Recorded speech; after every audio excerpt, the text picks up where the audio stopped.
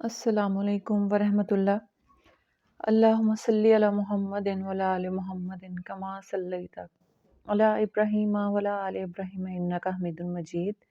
اللہم بارک علی محمد وعلی آل محمد کما بارکت علی ابراہیم وعلی آل ابراہیم انک حمید مجید۔ آج کا ہمارا ٹاپک ہے اسلام میں حیا کی اہمیت۔ حیا انسان کی زندگی میں بہت اہمیت کی حامل ہے۔ حیا انسان کی فطری صفت ہے۔ جو شخص جتنا زیادہ حیادار ہوگا اتنا ہی وہ اپنے معاشرے میں باوقار سمجھا جائے گا۔ حضرت عبداللہ بن مسعود کی روایت ہے کہ نبی کریم صلی اللہ علیہ وآلہ وسلم نے ارشاد فرمایا، پہلے انبیاء کے کلام سے لوگوں نے یہ جملہ بھی پایا ہے کہ اگر تو حیا نہ کرے تو جو چاہے کر، یعنی کوئی بھی چیز تجھے برائی سے روکنے والی نہ ہوگی۔ حضرت ابو ہریرہ رضی اللہ تعالیٰ عنہ سے مروی ہے کہ حضرت محمد صلی اللہ علیہ وسلم نے ارشاد فرمایا، حیا ایمان کا بہترین شعبہ ہے۔ حیا کا مستحق کون ہوتا ہے؟ ویسے تو ہر انسان اپنے اندر کچھ نہ کچھ حیا اور شرم کا مادہ رکھتا ہے، یعنی وہ دوسرے انسانوں کے سامنے عموماً بے حیائی اور بے شرمی کے کاموں کو پسند نہیں کرتا اور کوشش کرتا ہے کہ ہر شخص اس کو برائی کرتے ہوئے نہ دیکھے، یعنی اپنی بے عزتی کے خیال سے بہت سارے لوگ جو ہیں سرعام برائی کرنے سے بچے رہتے ہیں۔ عام طور پر ہم لوگ ایک دوسرے سے شرم حیا کر رہے ہوتے ہیں، لیکن بہت سارے ایسے اعمال ہیں جو کہ اللہ تعالیٰ سے شرم حیا کر کے ان کو نہیں کرنا چاہیے اور وہ کر رہے ہوتے ہیں۔ اسلامی شریعت میں حیا سے مراد کیا ہے؟ اسلامی شریعت میں حیا سے مراد صرف انسانوں سے حیا نہیں ہے، بلکہ اسلام اپنے ماننے والوں کو اللہ تعالیٰ سے شرم کرنے کی تلقین کرتا ہے۔ حضرت محمد صلی اللہ علیہ وسلم نے صحابہ کرام سے خطاب کرتے ہوئے ارشاد فرمایا، اللہ تعالیٰ سے اتنی شرم کرو جتنی اس سے شرم کرنے کا حق ہے۔ صحابہ نے عرض کیا، تمام تعریف اللہ کے لیے، اے اللہ کے نبی، ہم اللہ سے تو شرم کرتے ہیں۔ تو آپ صلی اللہ علیہ وسلم نے فرمایا، یہ مراد نہیں، بلکہ جو شخص اللہ سے شرمانے کے حق کو ادا کرے گا اسے 3 کام کرنے ہوں گے۔ اول یہ کہ اپنے سر کی حفاظت کرے اور اس چیز کی جس کو سر نے جمع کیا، اور دوسرا یہ کہ پیٹ کی حفاظت کرے اور اس چیز کی جو پیٹ سے لگی ہوئی ہے، اور تیسرا یہ کہ موت اور موت کے بعد کے حالات کو یاد کرے۔ اور اس کا خلاصہ یہ ہے کہ جو شخص آخرت کا ارادہ کرے وہ دنیا کی زیب و زینت چھوڑ دے، پس تو اگر ایسا کرے گا تو اللہ سے حیا کرنے کا حق ادا کرے گا۔ اس واضح حدیث سے معلوم ہو گیا کہ اللہ سے حیا کرنا ضروری ہے۔ اس کے لیے محض زبانی دعویٰ کافی نہیں ہوتا، بلکہ اپنے جسم و روح اور خواہشات کو اطاعت خداوندی کے رنگ میں رنگنا اور ہر حالت میں اللہ کی بندگی کا خیال رکھنا ضروری ہے۔ اللہ تعالیٰ سے حیا کا جذبہ کیسے پیدا ہوگا؟ اللہ تعالیٰ سے حیا کرنے کا جذبہ کیسے پیدا کیا جائے؟ اس کے لیے کچھ یہاں پہ جو ہمارے علماء اکرام ہیں ان کی میں باتیں آپ کے ساتھ شیئر کرنا چاہتی ہوں۔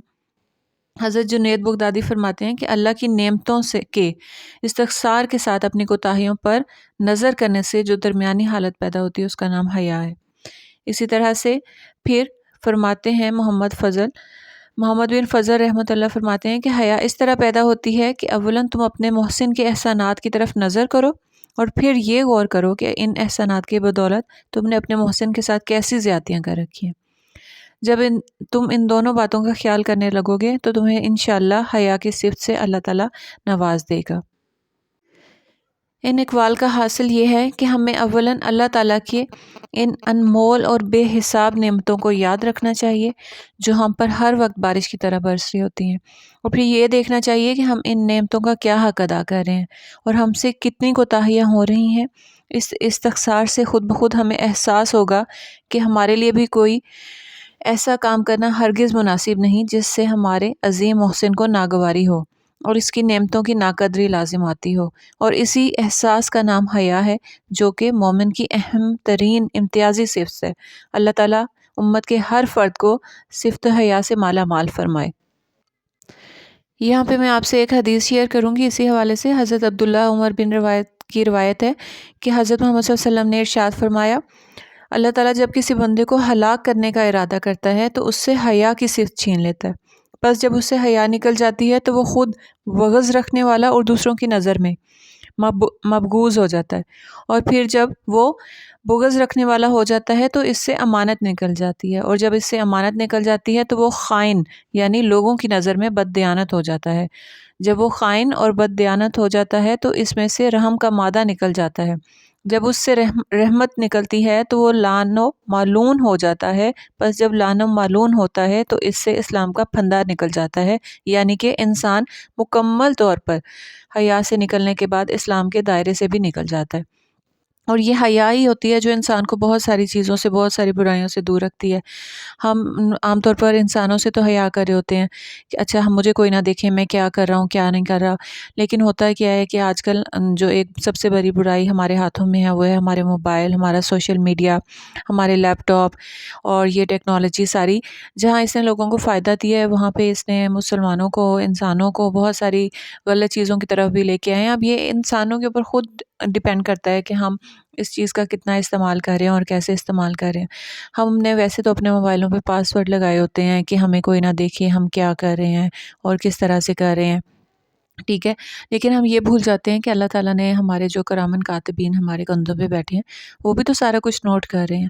تو یہاں پہ آ کے ہم کیا کر رہے ہیں، بیسیکلی ہم لوگوں سے تو شرم حیا کر کے اپنے آپ کو ان کے سامنے بڑا اچھا، بڑا نیک پاک باز دکھا رہے ہوتے ہیں، لیکن ہم جو ہے اللہ کے سامنے حیا نہیں کر رہے ہوتے. ہم اللہ تعالیٰ کے سامنے بے حیا ہو جاتے ہیں اور ہم چھپ کر گناہ کر کے ہم یہ سوچتے ہیں کہ جی ہمیں تو کوئی دیکھ نہیں رہا، یا ہم اس کو ڈیلیٹ کر دیں گے اگر کسی سے کوئی غلط چیٹ کی ہے یا کسی کو کوئی غلط تصویریں بھیجی ہیں، کچھ بھی ہے.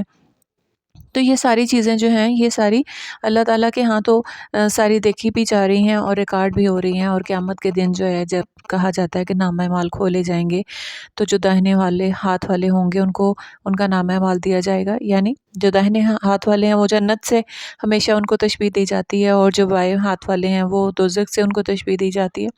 تو جس انسان نے اچھے کام کیے ہوں گے اللہ تعالیٰ اس کو جو ہے جنت دے گا، اس کے نامہ اعمال میں جنت چلی جائے گی، اور جس نے برے کام کیے ہوں گے وہ دوزخ میں چلا جائے گا.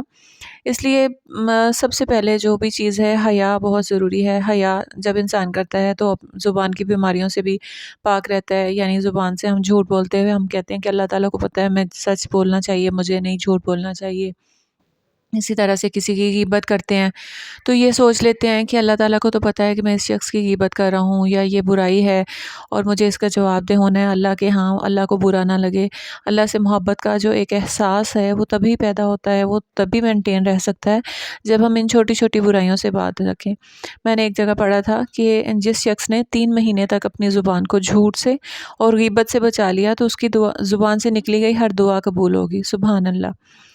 تو آپ لوگوں سے بھی گزارش ہے کہ اپنے آپ کو چھوٹی چھوٹی برائیوں سے جو ہے بچا کے رکھیں، کیونکہ انسان یہ تو سوچ لیتا ہے کہ گناہ کبیرہ میں نہیں کروں گا اور میں ان سے بچوں گا، لیکن وہ چھوٹے چھوٹے گناہ صغیرہ جو ہوتے ہیں یہ بیسیکلی گناہ کبیرہ کا رستہ ہوتے ہیں اور انسان کو ادھر ہی لے کے جاتے ہیں. تو ہمیشہ اللہ تعالیٰ سے ہدایت کی دعا بھی کریں. دنیا میں واحد وہ چیز ہدایت ہے جو صرف مانگنے پہ ملتی ہے. رزق اللہ تعالیٰ نے وعدہ کیا ہے وہ ہمیں مل جائے گا جہاں بھی ہے، دن رات صبح شام ہر انسان جو ہے وہ رزق کی تلاش میں ہے، رزق کی پریشانی میں ہے، مشکلات میں ہے، پریشانیوں میں ہے. تو رزق جو ہے وہ تو اللہ تعالیٰ کی ایک وعدہ کیا گیا. قرآن پاک میں بھی کہا گیا ہے کہ بندہ جہاں پہ بھی ہوگا چاہے وہ سمندر کے 7 تہیں کو نیچے بھی ہو تو بھی اس کو رزق سے نوازا جائے گا، لیکن جو مغفرت ہے اور جو ہدایت ہے یہ مانگنے پہ ملے گی. تو ہمیشہ اللہ تعالیٰ سے ہدایت مانگیں، اللہ تعالیٰ سے استغفار کریں اور اپنے لیے گناہوں سے پناہ مانگیں، شیطان کی شر سے پناہ مانگیں. ہمیشہ اپنے لیے دعا کرتے رہیں اور تمام مسلمانوں کے لیے دعا کرتے رہیں. ایک بہت ہی پیاری دعا ہے، آپ بھی اس کو سیکھ لیں اور اس کو پڑھا کریں.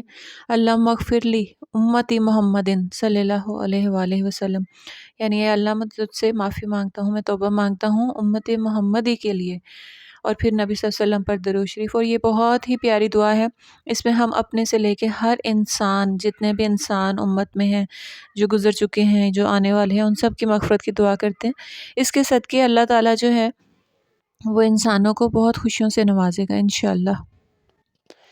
اس لیے ہمیں ہمیشہ اللہ تعالیٰ سے اچھی اچھی دعائیں کرنی چاہیے، اپنے لیے ہدایت مانگنی چاہیے. اللہ تعالیٰ سے کہنا چاہیے کہ یا اللہ پاک میرے دل و دماغ میں شرم حیا پیدا فرما، میری نظروں میں شرم حیا پیدا فرما تاکہ میں گناہوں سے بچ سکوں. امید کرتی ہوں آپ کی آج کی ویڈیو آپ کو اچھی لگی ہوگی. چینل کو سبسکرائب ضرور کریں اور لائک بھی کریں، شیئر بھی کریں تاکہ کوئی اور بھی ان اچھی باتوں سے مستفید ہو سکے. جزاک اللہ الخیر.